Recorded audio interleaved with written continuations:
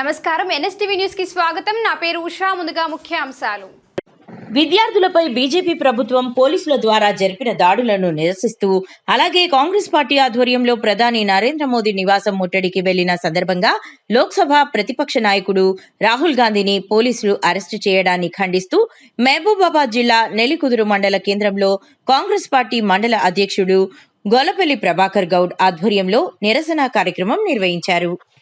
5 కోట్ల మంది ప్రజలు, పిల్లలు, వారి తల్లిదండ్రులు ఆవేదనకు గురై వాళ్ళు అనేక మంది పిల్లలు క్వాలిఫై అయిన వాళ్ళు ఆత్మహత్యలు చేసుకొని వాళ్ళ కుటుంబాలు బజార్లో పడితే మరి దానికి నిరసనగా ఒక మంత్రిని, సంబంధిత శాఖ మంత్రిని రాజీనామా చేయాలని చెప్పి నెల రోజుల నుంచి ఈ భారతదేశం యావత్తుగా విద్యార్థులు నిరసన తెలియజేస్తున్న సందర్భంలో భారత ప్రధాని, ఈ భారత ప్రభుత్వం నిమ్మకు నీరెత్తనట్టుగా, చీమగుట్టినట్టుగా లేకుండా మరి వాళ్ళు మొన్న పార్లమెంట్ దగ్గర నిరసన చేసిన సందర్భంలో విచక్షణారహితంగా వాళ్ళ మీద బాష్పవాయు గోళాలు ప్రయోగించి, వాళ్ళ మీద వాటర్ క్యాన్లతో దాడి చేయించి, లాఠీ చార్జ్ చేయించి మరి దాడి చేసిన సందర్భంలో భారత ప్రధాని భారత సమాజానికి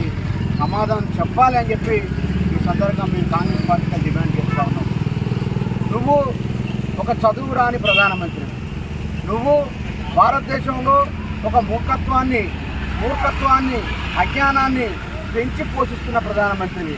అదే చదువుకున్న ప్రధానమంత్రి ఈరోజు భారతదేశ ప్రధానమంత్రి పదవిలో ఉంటే వెంటనే ఇవాళ ధర్మేంద్ర ప్రధాన్ రాజీనామా కోరి నీటి విద్యార్థులకు న్యాయం చేసేవాడని చెప్పి ఈ సందర్భంగా మేము తెలియజేస్తూ ఉన్నాం.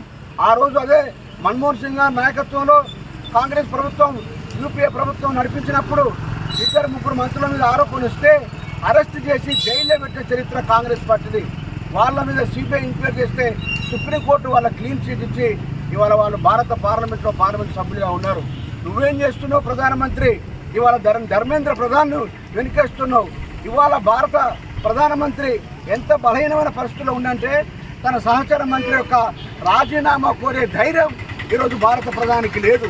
అంటే భారతదేశ ప్రధానమంత్రి కుర్చీ ఎంత బలహీనంగా ఉన్నదో ఈరోజు భారత ప్రజలను యావత్ ప్రపంచం ఆలోచించాలని మనం చెప్తా ఉన్నాం. ముఖ్యంగా నిన్న రాహుల్ గాంధీ గారిని, ప్రియాంక గారిని జైల్లో, పోలీస్ స్టేషన్లో పెట్టి నిరసన చేస్తూ ఉంటే పోలీసులను తరలించి వాళ్ళను ఒక కామన్ మ్యాన్ కంటే నీచంగా బిహేవ్ చేసి రాహుల్ గాంధీకి, ప్రియాంక గారికి దెబ్బలు కలిగే విధంగా వాళ్ళ మీద మరి పోలీసు ఒత్తిడి పెట్టి ఈరోజు ఆ కుటుంబాన్ని, భారత కాంగ్రెస్ పార్టీ నాయకత్వాన్ని అవమానపరిచే విధంగా ఈరోజు నరేంద్ర మోడీ, ధర్మేంద్ర ప్రధాన్, అమిత్ షా ప్రవర్తిస్తూ ఉన్నారు. మీ నిరంకుశ విధానాలను ఖండిస్తూ ఉన్నాం. ఈరోజు భారతదేశ ప్రజలంతా కూడా ఆలోచన చేస్తూ ఉన్నారు. విద్యార్థులు న్యాయంగా వాళ్ళ హక్కు కోరితే వాళ్ళ మీద వాటర్ క్యాన్లు పెట్టి, లాఠీ చార్జ్ పెట్టి మీరు ఇవాళ విద్యార్థులను ఎంత అణచివేస్తూ ఉన్నారో ఈరోజు సమాజం మొత్తం కూడా చూస్తూ ఉన్నది. త్వరలో మీకు ప్రజలు గుణపాఠం చెప్తారు. ఇప్పటికైనా మీరు ఆలోచన చేయాలి. ఇవాళ పార్లమెంట్ స్తంభించిపోతూ ఉన్నది, దేశం స్తంభిస్తూ ఉన్నది. ఇప్పటికైనా ధర్మేంద్ర ప్రధాన్ని వెంటనే ఆ యొక్క విద్యాశాఖ మంత్రి పదవికి వెళ్ళి బర్తరఫ్ చేయాలి. నరేంద్ర మోడీ దానికి నైతిక బాధ్యత వహించాలని చెప్పి మేము కాంగ్రెస్ పార్టీకి వెళ్ళి డిమాండ్ చేస్తూ ఈ కార్యక్రమంలో పాల్గొంటున్న ప్రతి కాంగ్రెస్ పార్టీ కార్యకర్త, నాయకులను, ప్రెస్ మిత్రులందరూ కూడా ధన్యవాదాలు తెలియజేస్తూ ముగిస్తా ఉన్నాం.